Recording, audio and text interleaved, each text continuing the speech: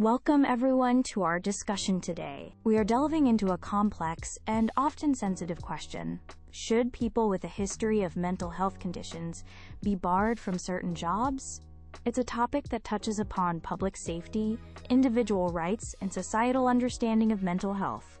Joining us to explore this issue are three distinguished guests. David, who will argue for certain restrictions, Dr. Emily Carter, a psychiatrist advocating against blanket bans, and Alex Chen, an occupational health specialist offering a nuanced perspective. We look forward to a thoughtful and constructive debate. Thank you, Sarah.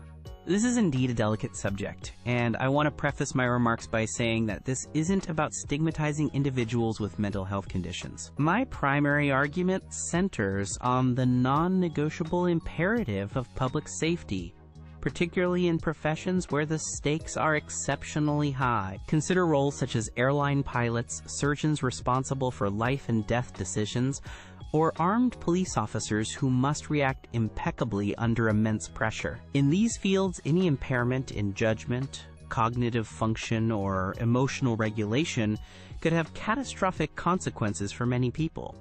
Certain mental health conditions, especially if they are severe, unstable, or not consistently managed, can unfortunately pose a tangible risk of such impairment. This is not to say that everyone with a mental health history is incapable, far from it. However, we cannot ignore the potential for specific conditions to affect an individual's capacity to perform these critical duties safely and reliably. Therefore, my position is not one of general discrimination, but rather a call for careful, specific consideration of roles where restrictions might be a necessary measure to mitigate significant risks to the public. It's about ensuring that the highest standards of safety are maintained in jobs where public trust and well-being are paramount. Thank you, Sarah. I appreciate the opportunity to address this important topic. My core argument is that implementing blanket bans on individuals with a history of mental health conditions for any job is fundamentally discriminatory and serves only to deepen the already pervasive stigma surrounding mental illness. A past diagnosis of a mental health condition does not, and should not, automatically define a person's current capabilities or predict their future performance. Millions of people worldwide live with mental health conditions, and a vast majority manage them effectively through therapy, medication, lifestyle adjustments, or a combination thereof, leading full and productive professional lives. The focus must shift from a history-based exclusion to a present-day, individualized assessment of a person's actual fitness to perform a specific role. This means looking at current functioning, stability, and the effectiveness of any management strategies in place. Furthermore, policies that bar individuals based on a history of mental illness can have a chilling effect, discouraging people from seeking necessary help for fear of jeopardizing their careers or future employment prospects. This is counterproductive to public health and individual well-being. Instead of erecting barriers, we should be investing in robust support systems, accessible treatment, and fair, evidence-based evaluation processes that do not unfairly penalize those who have experienced mental health challenges. Our goal should be to foster inclusive workplaces where individuals are judged on their merits and current abilities, not on past diagnoses. Thank you, Sarah. I believe both David and Dr. Carter have raised crucial points that highlight the inherent complexities of this issue. David's concern for public safety is entirely valid, especially in high-risk occupations, and Dr. Carter's emphasis on combating discrimination and stigma is equally paramount. My perspective is that we must navigate this difficult terrain by avoiding overly simplistic solutions or extreme stances. A nuanced approach is absolutely essential. I advocate for a system centered on comprehensive fitness-to-work evaluations. These are not generic checkups, but rather specialized assessments conducted by occupational health professionals who understand both medical conditions and job-specific demands. Such evaluations should meticulously consider several factors: the precise nature and demands of the job in question, the specific mental health condition, its current stability, the individual's treatment adherence and response, and importantly, the availability of reasonable accommodations or workplace support systems. For example, a condition that might pose a risk in one role could be perfectly manageable in another, or manageable in the same role with appropriate support mechanisms. The ultimate objective should be to create a framework that robustly balances legitimate safety requirements with the fundamental right of individuals to work and be free from unfair discrimination. We want to promote workplaces that are not only safe, but also inclusive and supportive. This requires ongoing dialogue, evidence-based policies, and a commitment to individual assessment rather than broad generalizations. Thank you all for your insightful opening statements.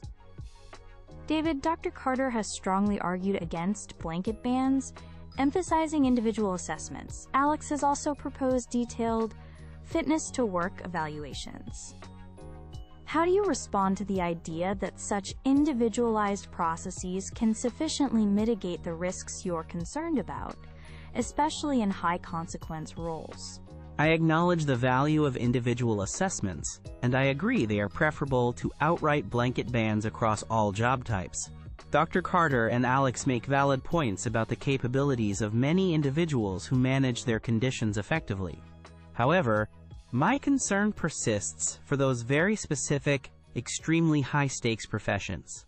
How truly reliable and predictive can these assessments be when dealing with conditions known for potential relapses or sudden onsets of severe symptoms, even if well managed for a period? Are we as a society prepared to accept even a small margin of error when the consequences could be catastrophic, affecting hundreds of lives? For example, in aviation or nuclear plant operations, the threshold for risk must be incredibly low. While I support fairness, there are situations where the sheer weight of responsibility and the potential for widespread harm might necessitate a more cautious and perhaps restrictive approach for specific diagnoses in specific roles, even if it seems harsh. Dr. Carter, David questions the reliability of assessments in extreme cases and highlights the high threshold for safety. How would you address these specific concerns about ensuring public safety when the stakes are so high? David's concerns for public safety are, of course, shared by everyone, including mental health professionals. However, decisions about fitness for work, even in high-risk jobs, must be grounded in evidence and robust assessment protocols, not in fear or generalized assumptions about mental illness. Comprehensive psychiatric and occupational health evaluations are designed to be thorough. They assess current mental state, stability, insight, judgment, stress resilience, and adherence to management plans. They can include collateral information and ongoing monitoring. It's also crucial to remember that many physical health conditions can also pose risks. A sudden cardiac event in a pilot, for instance. We manage these risks through rigorous medical screening and monitoring, not by barring everyone with a heart condition. The same principles of careful, individualized risk assessment should apply to mental health.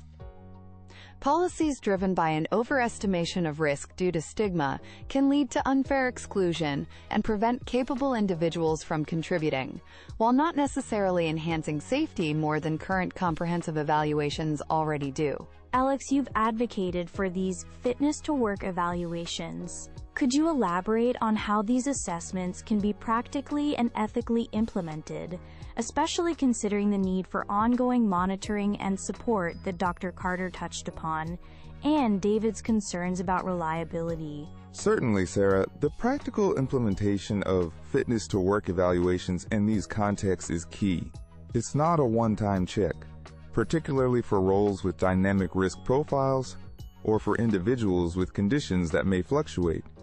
These assessments should be part of a broader occupational health framework. This includes clear, transparent criteria for what is being assessed, tailored to the specific job's cognitive, emotional, and stress-related demands. Ongoing monitoring can be part of this, with regular reviews, especially if there are changes in an individual's health status or job role. Crucially, this must be coupled with robust support systems, access to confidential mental health support, workplace accommodations, and a culture that encourages disclosure without penalty. Ethical guidelines are paramount. These ensure confidentiality, protect against bias, and provide clear pathways for appeal or second opinions.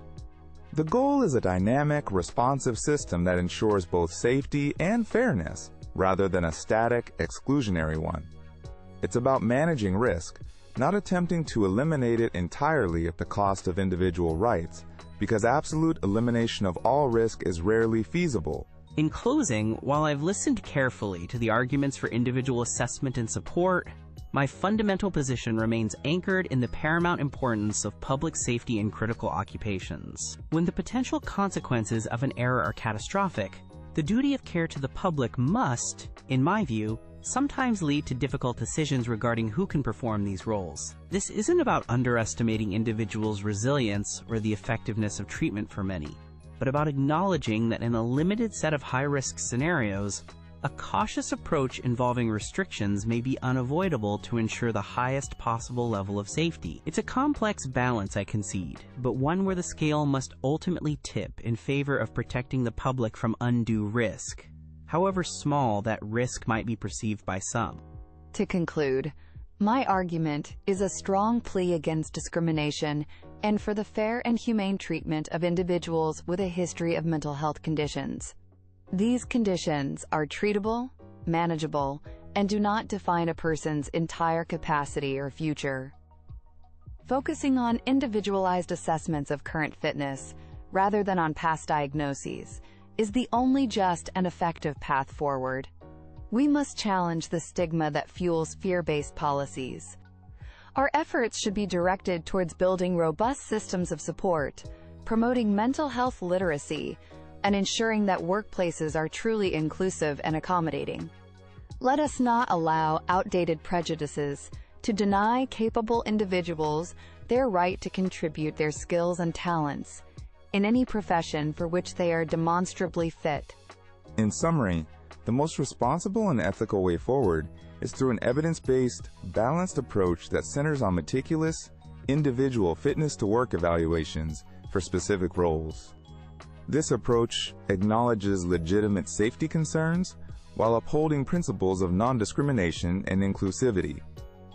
It's not about choosing one over the other, but about integrating them thoughtfully. By focusing on current capabilities, providing necessary support and accommodations, and implementing transparent occupational health frameworks, we can create workplaces that are both demonstrably safe and genuinely inclusive. This requires ongoing commitment from employers, healthcare professionals, and policymakers to refine these systems and ensure they serve both public interest and individual rights effectively. Thank you, David, Dr. Carter, and Alex, for this comprehensive and thought-provoking discussion. You've clearly articulated the complex considerations involved in balancing public safety with the imperative of non-discrimination and individual rights concerning mental health in the workplace. We hope this debate has provided our audience with valuable insights and encourages further reflection on this important societal issue. Thank you for joining us.